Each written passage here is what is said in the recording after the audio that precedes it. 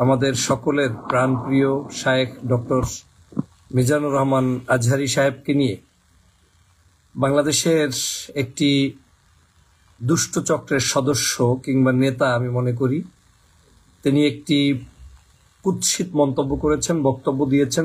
এক চাঁদাবাজকে উৎখাত করে আরেক চাঁদাবাজকে এই সমস্ত কথা যখন বলেন, কাদেরকে উদ্দেশ্য করে বলেন? দেখবেন যারা মদের দোকানে মদ বিক্রি করে তারা কিন্তু মদ পান করে না, তারা মানুষকে মদ খাইয়ে মাতাল করে। অন্যের ব্যাপারে খারাপ ধারণা করা, অমুক অমুকের দালাল, তমুক তমুকের দালাল, কোন তথ্য উপাত্ত ভিত্তি প্রমাণ ছাড়া নিছক ধারণার উপর ভিত্তি করে অন্য মুসলমান ভাইকে আমি এরকম নানা তকমা দিয়ে আমরা কবিরা গুনাহে লিপ্ত হই। এখন দাবার গুটি পাল্টে গেছে, দাবার গুটি পাল্টে গেছে। এক মাঘে শীত যায় না।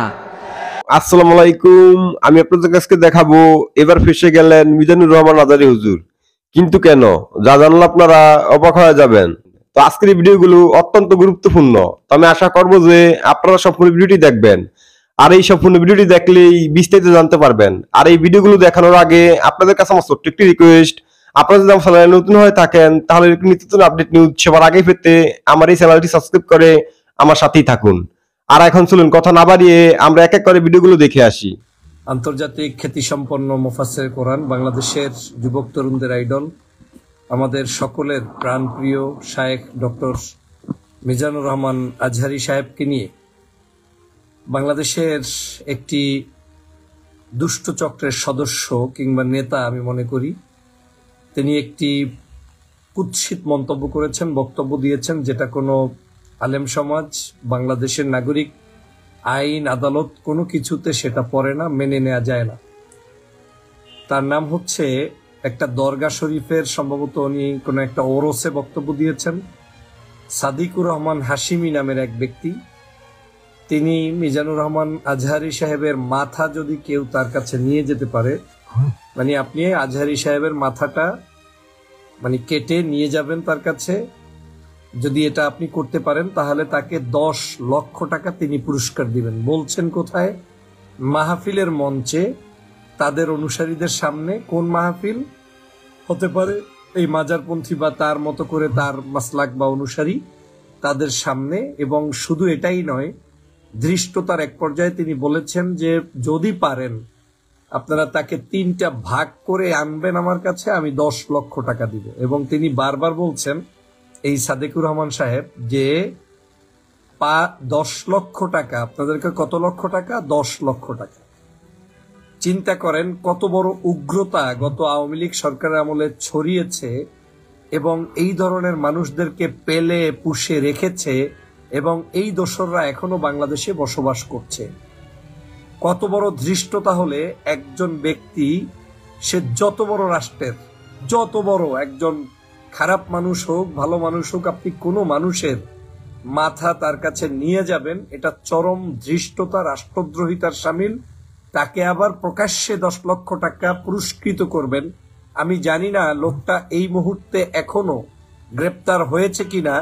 তাকে শুধু গ্রেপ্তার নয়, কারণ তিনি তো 10 লক্ষ টাকার ডাইরেক্ট ঘোষণা দিয়েছেন একজন মানুষকে মার্ডারের বিনিময়ে। তাকে শাস্তি দিয়ে আমি মনে করি ফাঁসির কাস্টে ঝুলানো দরকার। এই মানুষগুলা যদি বেঁচে থাকে, এই মানুষগুলা যদি সত্যিকার এরকম বিশৃঙ্খলা সৃষ্টি করে, তাহলে সমাজের, ইসলামের, ধর্মের এবং মানুষের নিরাপত্তা হীনতায় ভুগতে হবে। বেটা ভণ্ড কোথাকার, নিজের যোগ্যতা নাই, আজহারীর একটা পশমের যোগ্যতা নাই, যে তার বংশের মধ্যে তোদের বেটা এর কাছাকাছি যাওয়ার যোগ্যতা নাই। একটা কর্নারে বসে বসে, দরগার পাশে বসে তুমি একজন মানুষকে মাথা কেটে আনার জন্য 10 লক্ষ টাকা ঘোষণা দাও। এটা কত বড় ধৃষ্টতা, কত বড় অন্যায়, কত বড় জাহিলিয়াত, সেটা আর বুঝতে অপেক্ষা রাখে না। প্রিয় বন্ধুরা আমার, আমি অবাক হয়েছি তার এই ধৃষ্টতাপূর্ণ বক্তব্য দেখে। আমি দ্রুত এই সরকারকে অনুরোধ করছি, দ্রুত আজকে দিনের মধ্যে, আজকেই এই ভদ্রলোককে আপনি গ্রেপ্তার করুন। অভদ্র এই মানুষটিকে, আমি ভদ্র বলেছি, ভুল বলেছি, অভদ্র এই মানুষটিকে, এই জঙ্গি মানুষটিকে, এই অশান্তি করার মানুষটিকে আপনি দ্রুত আজকের মধ্যে গ্রেপ্তার করে জাতির সামনে হাজির করুন। এবং আজকেই তাকে যে আইনের মধ্যে পড়ে, একজন ব্যক্তি একজনকে যদি মার্ডার করার হুমকি দেয়, তিনি মার্ডার কেসের আসামি বিদায় তাকে যে সর্বোচ্চ শাস্তি, সেই শাস্তি তাকে দেওয়া উচিত। তাকে ছেড়ে দেওয়ার কোনো সুযোগ নাই, মাপ চাওয়ার কোনো সুযোগ নাই, রাস্তায় রাখার কোনো সুযোগ নাই, মাহফিল মঞ্চে রাখার কোনো সুযোগ নাই। কারণ কোন ব্যক্তি সে যদি উম্মাদ হয়, উম্মাদ হলে ঘরে বসে থাকবে, তাকে তার পরিবার শিকল দিয়ে বেঁধে রাখবে। যদি উম্মাদ না হয় তাহলে সে বাহিরে এসে এই ধরনের কথা বলতে পারে না। একটা ভর মজলিসে মানুষকে ঘোষণা দিচ্ছে যে 10 লক্ষ টাকা পুরস্কার দেবে। এখন এই 10 লক্ষ টাকার পুরস্কার ঘোষণার পরে তার উম্মাদ যদি তার কোনো অনুসারী থেকে থাকে, কোনো একটি মাতাল যারা মাজারের পাশে বসে ধরেন গাঞ্জা টানলো কিংবা সারাদিন নেশাগ্রস্ত থাকলো, এই ধরনের কিছু নেশাগ্রস্ত ছাড়া তো আর কোনো এই ধরনের কথা বলতে পারে না কিংবা এই ধরনের আহাম্মকি বক্তব্য দিতে পারে না। তো এই অভদ্র লোক নিশ্চয়ই তার মুরিদ কিংবা তার যারা অনুসারী, এই লোকগুলোও হবে ওই মাপেরই। তারা কোনো হক্কানি আলেম নয়, তারা কোনো হক্কানি পীর নয়, তারা কোনো সত্যিকারে দেশের মানুষের চিন্তা চেতনার আদর্শের কোনো আলেম নয়। এরা জাতীয় মসজিদের খতিব না, কিংবা এরা বাংলাদেশের হক্কানি কোনো পীর বাসায় কিংবা দরবারি লোক না। এই লোকগুলা কোত্থেকে জন্মগ্রহণ করেছে আমি জানি না। এদেরকে রাস্তায় রাখলে সমাজ কলুষিত হবে, দেশ কলুষিত হবে, রাষ্ট্র কলুষিত হবে এবং এই সমাজের মানুষগুলো অশান্তিতে থাকবে। অতএব আমার দাবি হচ্ছে এই মুহূর্তে তাকে গ্রেপ্তার করতে হবে। মিজানুর রহমান আজহারী সাহেব বাংলাদেশের জনগণের মণিকোঠায় স্থান করা একজন ব্যক্তি, যুবকদের আইডল, যুব সমাজের অহংকার, বাংলাদেশের একজন ব্যক্তি যিনি বাংলায়, ইংরেজিতে, আরবিতে তিনি সম্পূর্ণ জ্ঞানে পারদর্শী একজন ব্যক্তি। হতে পারে আপনার মতের সাথে ভিন্নতা, হতে পারে আপনার চেহারার সাথে ভিন্নতা, হতে পারে তার এই কোটি কোটি মানুষ, লক্ষ লক্ষ ভক্ত অনুরক্ত দেখে আপনি জ্বলছেন, জ্বলে পুড়ে ছারকার হয়ে যাচ্ছেন, ধ্বংস হয়ে যাচ্ছেন। This is up to you. কিন্তু আপনার রাইট নাই কোনো মানুষকে আপনি এরকম মাথা এনে দেওয়ার জন্য 10 লক্ষ টাকা ঘোষণা দিবেন। এইটা কোত্থেকে পেয়েছে, কোন তালুকদারির কারণে পেয়েছে, কোন ভাষায় কথা বলতে হয় সেটা যদি আজকে না জানে, তাহলে এই বাংলাদেশের মানুষের কোত্থেকে তারা আজকের এই বাংলাদেশে তারা এখনো ওয়াজ মাহফিল করে বেড়ায়। প্রিয় সহযোদ্ধা ভাইরা, আপনারা নিশ্চয়ই দেখেছেন যে মাহফিলের নাম দিয়ে, সেই মাহফিলে একজন ব্যক্তি, তার নাম হচ্ছে সাদিকুর রহমান হাশিমি। আমি নামও উচ্চারণ করতে চাই না। এগুলো এসেছে এখন শুধু ভাইরাল হওয়ার জন্য। এগুলার কোনো কাজ নেই, এগুলার কোনো খানা নাই, এগুলার কোনো দানা নাই, এদের কোনো ব্যক্তিত্ব নাই, এদের কোনো সামাজিক মূল্য নাই, এদের সমাজে কোনো অবস্থান নেই। শুধুমাত্র হিংস্রতা ছড়ানো এবং ভণ্ডামি করার জন্যই এরা মাঠে নেমেছে। নিশ্চয়ই আপনারা কিছুদিন আগে দেখেছিলেন শায়েখ আহমদুল্লাহকে নিয়ে বাংলাদেশের একজন মাজার পূজারী, দুষ্ট মাজার পূজারী বলতে যেই লোকগুলো ওই যে গাঞ্জা টানা পার্টি, আমি তাদেরকেই মিন করছি, যারা মাজারের জিয়ারাত করেন, দরবার শরীফ গুলোতে যান, ইসলামপন্থী পীর মাশায়েখদের অনুসারী, তারা হক্কানি, তাদেরকে আমি স্যালুট জানাই। তাদের প্রতি আমার কোনো ব্যক্তিগতভাবে তাদেরকে আমি অনেক শ্রদ্ধা করি। কিন্তু আমি বুঝাতে চাচ্ছি এই গাঞ্জাটে টাইপের যারা ডোলবাদ্য নিয়ে ওই মঞ্চে উঠে মঞ্চটাকে নষ্ট করে, ধ্বংস করে, জেকেরের মধ্যে শয়তানি করে, তারা শায়েখ আহমদুল্লাহকে নিয়েও কয়েকদিন আগে তারা এই অপকর্মটি করেছিল। বর্তমান সরকারকে সতর্ক হতে হবে। একটি গোষ্ঠী নিজেরা নিজেদের ওই যে মাজার টাজার ভেঙে টেঙে তারপরে সেই জায়গায় ওই যে নিজেরা ষড়যন্ত্র করে সরকারের বিরুদ্ধে, এই সরকার যখন নতুন আসছিল তখন কিন্তু মাঠে নেমেছিল, আপনারা নিশ্চয়ই দেখেছেন। এরা আপনার সরকার তো দূরের কথা, আগামীর বাংলাদেশের আপনাদের আমাদের মানসিকতার কোনো মানুষের কল্যাণের কেউ নয়। এরা আওয়ামী লীগের বি টিম, এরা তাবলিগে ঢুকবে, এরা মাজারে ঢুকবে, এরা এইসব জায়গায় ঢুকবে, ঢুকে বাংলাদেশের মানুষের স্বাধীনতার চেতনা, সার্বভৌমত্বের চেতনা, ধর্মীয় মূল্যবোধের চেতনাকে ধ্বংস করবে। কত বড় দুঃসাহস থাকলে এই কাজ করতে পারে।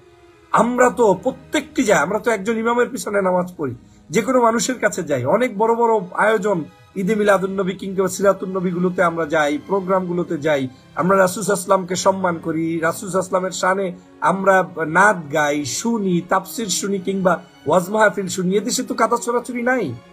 এদেশে টুকটাক আলোচনা যাই থাকুক, মিলাদুন্নবীও হয়, সিরাতুন্নবীও হয়। তুমি কোন অসভ্য রাস্তাঘাটে জ্বালিয়ে এখন নতুন করে অসঙ্গতি তৈরি করে সাদিকুর রহমান হাশিমি আবার নাম লাগাইছে।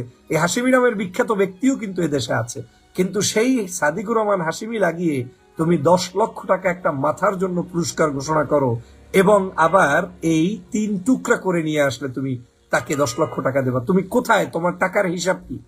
আমি ওর ব্যাংক তলবের আহ্বান জানাই।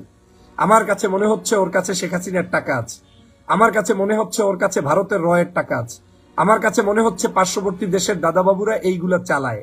এই ধান্দাবাজেরা বাংলাদেশের স্বাধীনতা সার্বভৌমত্ব নষ্ট করার জন্য উঠে পড়ে লেগেছে। ওদের এখন সহ্য হচ্ছে না একজন বিখ্যাত ইসলামিক স্কলারকে আজকে তার মাথার জন্য এই ধরনের ঘোষণা করে।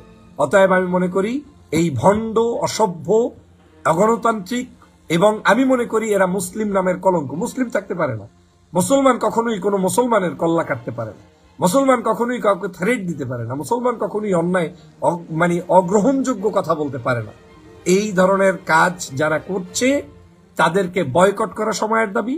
আপনারা সকলে আওয়াজ তুলুন এবং এই ভণ্ডকে আজকের দিনের মধ্যে সরকারের গ্রেপ্তার করতে হবে। না হয় থামবো না, কথা বলবো, এবং তাকে যদি গ্রেপ্তার না করা হয়, এর কারণে যদি বাংলাদেশের কোনো ধরনের অকারেন্স হয়, তার জন্য দায়ী থাকবে এই সরকার।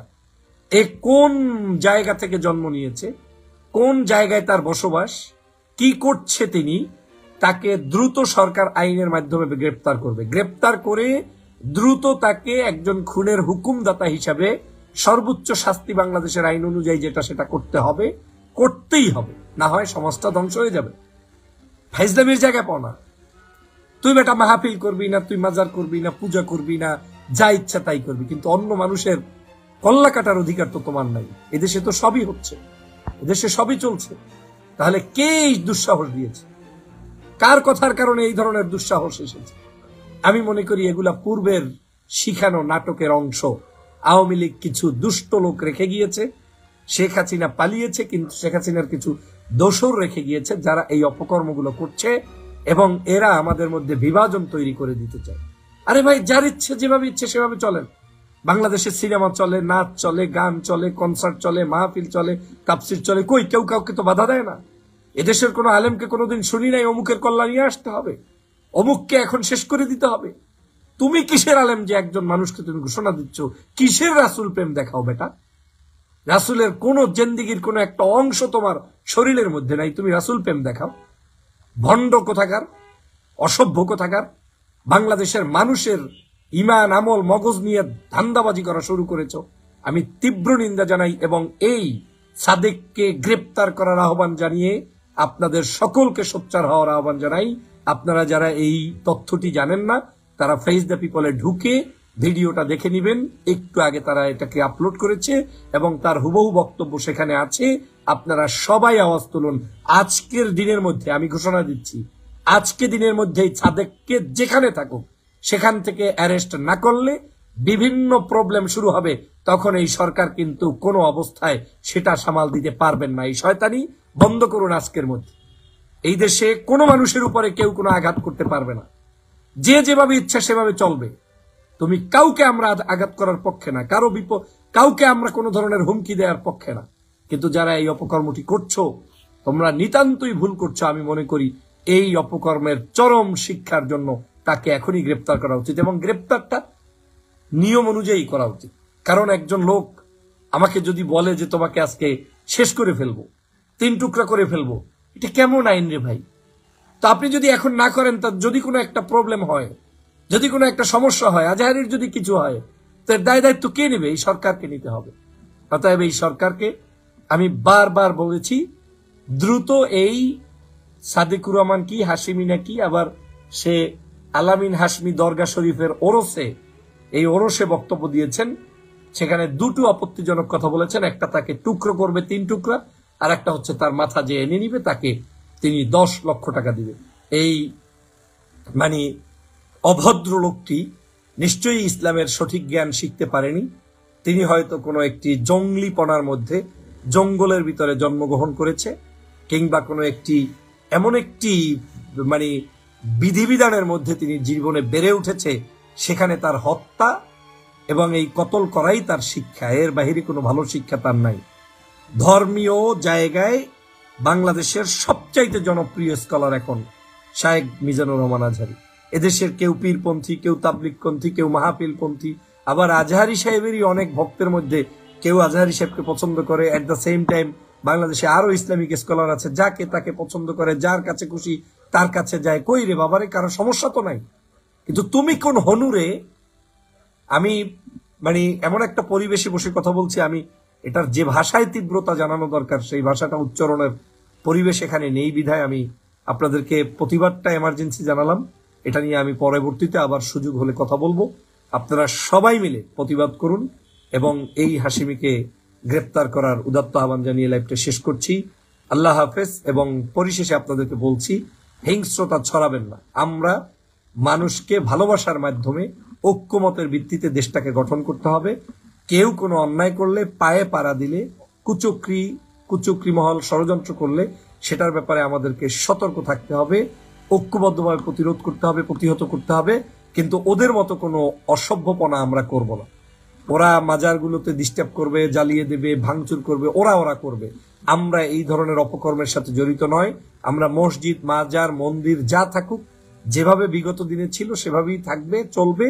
আমরা ওদের মতো হিংস্রতা নয়, সত্যিকার ভালোবাসা ছড়িয়ে দিয়ে মানুষের মন জয় করব, সেই উদাত্ত আহ্বান জানাই। আর এই জঙ্গলকে এবং এই জঙ্গিকে দ্রুত গ্রেপ্তার করে আজকেই মিডিয়ার সামনে প্রকাশ করার উদাত্ত আহ্বান জানাই এবং তার পরিবারের সকল ব্যাংকের আয় ব্যয় খতিয়ে দেখার আহ্বান জানাই যে বিদেশি কোনো হিংসে 10 লক্ষ টাকা পেয়েছে কিনা আজহারিকে মারার জন্য, সেটাও আমাদের দেখতে হবে। কারণ আজহারি আমাদের সম্পদ, আজহারি দেশের সম্পদ, আজহারি আমাদের বাংলাদেশের মানুষের হৃদয়ের স্পন্দন।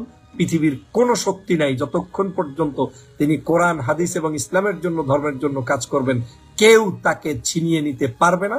তিনি আমাদের হৃদয়ে ছিলেন, এখনো আছেন, ভবিষ্যতেও থাকবেন। সবাইকে ধন্যবাদ।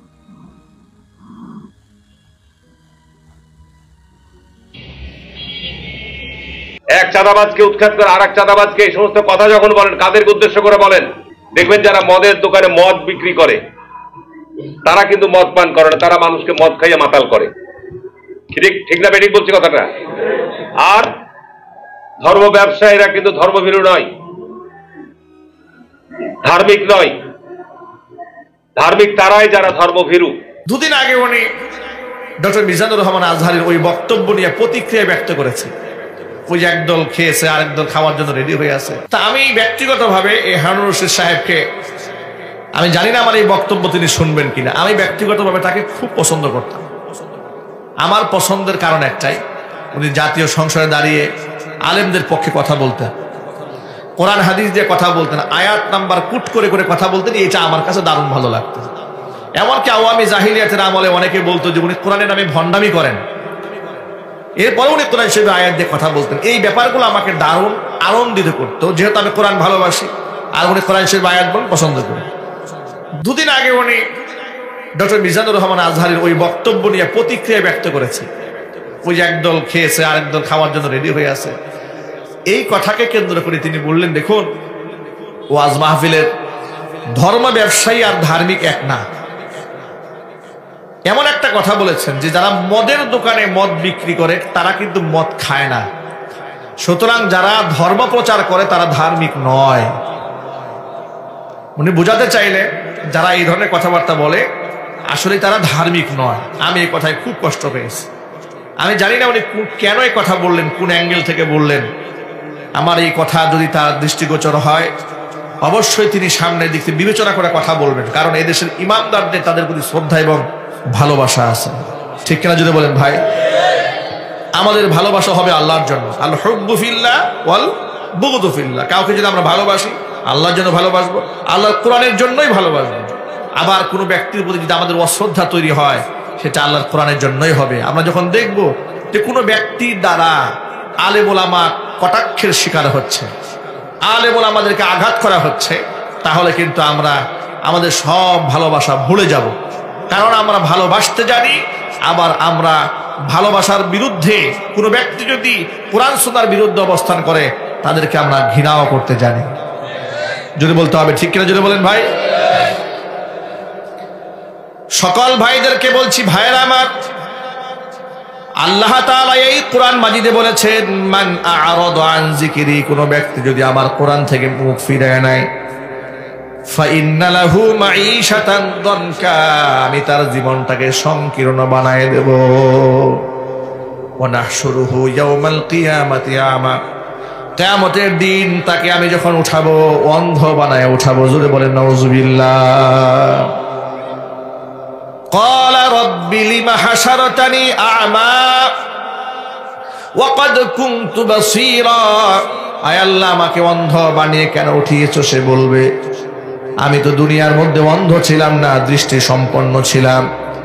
আল্লাহ পাক বলবেন ক্বালা কাযালিকা আতাতকা আয়াতুনা ফানাসিতাহা ওয়া কাযালিকাল ইয়াউমা তুনসা। এভাবেই তো আমার আয়াত এসেছিল তোমার কাছে, সেদিন তুমি আমার আয়াতটাকে ভুলে গিয়েছিলে, আজকে তোমাকে ভুলে যাওয়া হবে। ভাইরা, আল্লাহ যদি মুখ ফিরিয়ে নেন, মুক্তির আর কোনো উপায় থাকবে? সুতরাং আল্লাহর কোরআন থেকে মুখ ফিরিয়ে নেওয়া যাবে না, আল্লাহ রসুল থেকে মুখ ফিরিয়ে নেওয়া যাবে না, আলেম ওলামা থেকে মুখ ফিরিয়ে নেওয়া যাবে না। এই পৃথিবীতে যার সাথে যার মহব্বত, নবীজি সাল্লাল্লাহু আলাইহি সাল্লাম বলেছেন তার সাথেই তার কিয়ামত। রাসূলুল্লাহর সাথে হাসর হোক, এটা আমরা চাই না? আরো জোরে বলেন। কিছুদিন আগে আমার এক নিকটতম ভাই গল্পের ছলে স্বৈরাচারীর প্রশংসা করতেছে আমার সামনে। আমি বললাম যদি কিছু মনে না করেন আপনার জন্য একটা দোয়া করি আমি। বলে কি দোয়া? আপনি যেহেতু তাকে এতই পছন্দ করেন তো দোয়া করি আল্লাহ যেন তার সাথে আপনার হাসর দেয়। এখন বললেন হুজুর এটা কি দোয়া করলেন? আমি বলবো আপনি এত পছন্দ করেন তো হাসর চান না কেন তার সাথে? আমি কি বলবো দোয়া করবো আল্লাহর কাছে আল্লাহ যেন শেখ হাসিনার সাথে আপনাকে হাসর দেয়? না না না হুজুর, এই কাম করেন না। এর মানে হচ্ছে আসলে তারা মন থেকে তাকে ভালো বাসে না। মুখে কেন বলে? রাজনীতির স্বার্থ আছে, দুনিয়াবি স্বার্থ আছে, কথা বলতে হবে, ঠিক কিনা বলেন? ছোট্ট একটা বাচ্চা, পিচ্ছে এক বাচ্চাকে কে যেন হাসিনা বলেছে, বাচ্চা কান্না শুরু করছে। জিজ্ঞেস করো তুমি কান্না করো কেন? তা আমাকে হাসিনা বললো কেন?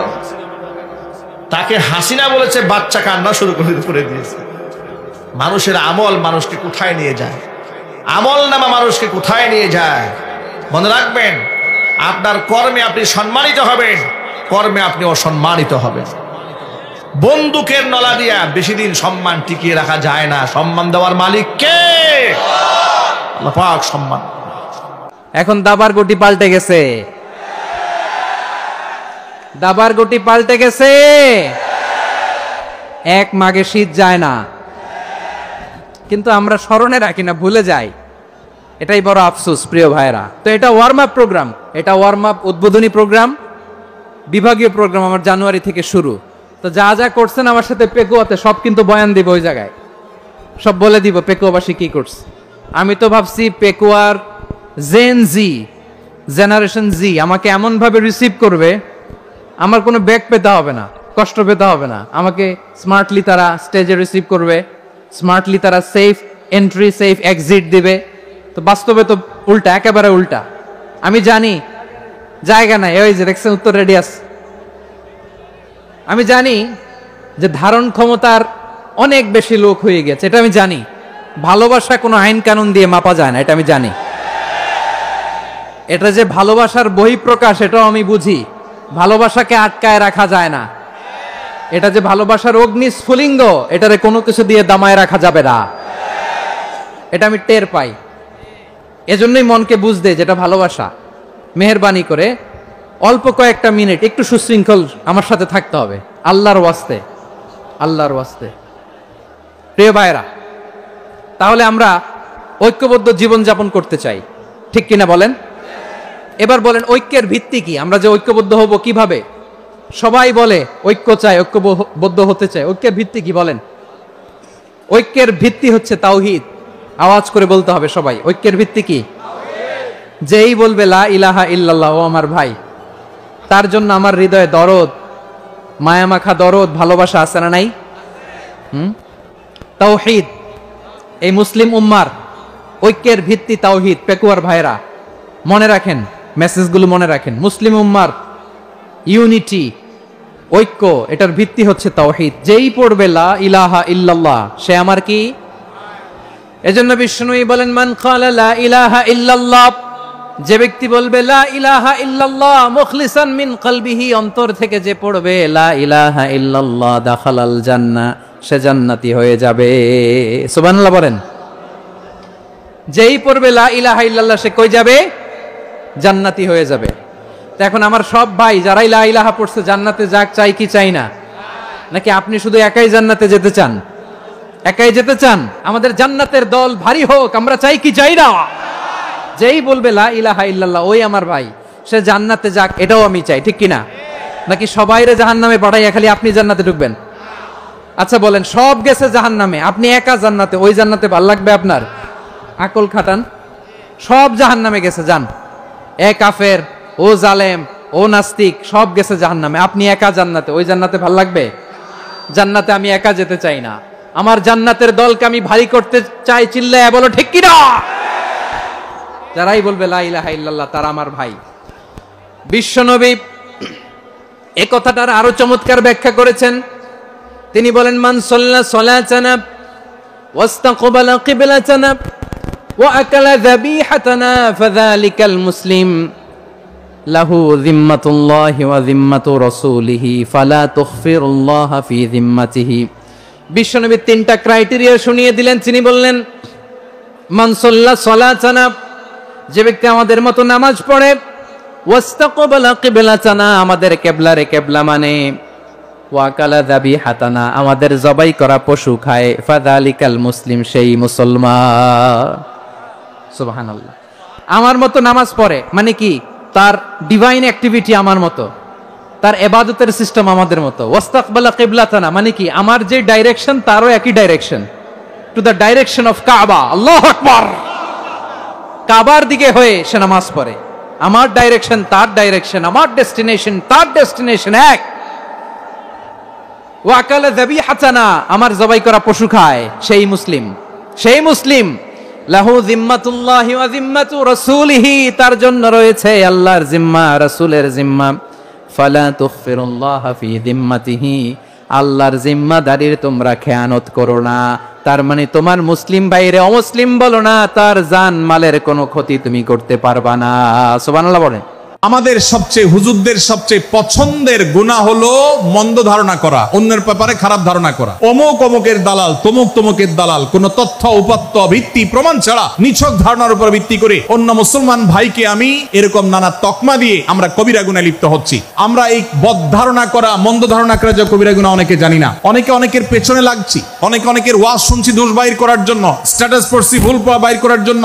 এই যে মানুষের পেছনে লাগা, এটা আল্লাহ তাআলা নিষেধ করেছেন, ওয়ালা তাজাসসু, তোমরা কেউ কারোর ছিদ্র অন্বেষণ করার, দোষ আবিষ্কার করার চেষ্টা করবে না, এবং ওয়ালা ইয়াগতাব বা'দুকুম বা'দা, কেউ কারোর গীবত শিকায়াত করবে না। এই আয়াতে আমাদেরকে কেউ কারোর পেছনে পরনিন্দা করতে নিষেধ করেছেন। ইসলাম বলে আমরা মানুষের সামনে মানুষের ভুলের কথাগুলো বলবো বিনয়ের সাথে, যাতে তিনি সংশোধিত হন, আর তার পেছনে প্রশংসা করব। আমরা করি উল্টা, আমরা মানুষের সামনে এসে মানুষের প্রশংসা করি আর তার পেছনে গিয়ে তার দুর্নাম করি। ইসলামকে যদি আমরা মানতাম, সমাজটা সুন্দর হয়ে যেত। আমরা যদি সামনে কারোর দোষ বলতাম তাহলে তিনি সংশোধিত হতেন, আর পেছনে যদি গুণ বলতাম তাহলে তিনি ভালো সেখান থেকে শিক্ষা গ্রহণ করতেন। সূরা হুজরাতের 6 নম্বর শিক্ষা 13 নম্বর আয়াতে আল্লাহ তাআলা বলেছেন যে আমাদের সবার গোড়া কোত্থেকে এসেছে, আমাদের গর্বের কোনো বাহ্যিক কারণ নাই তাকওয়া ছাড়া।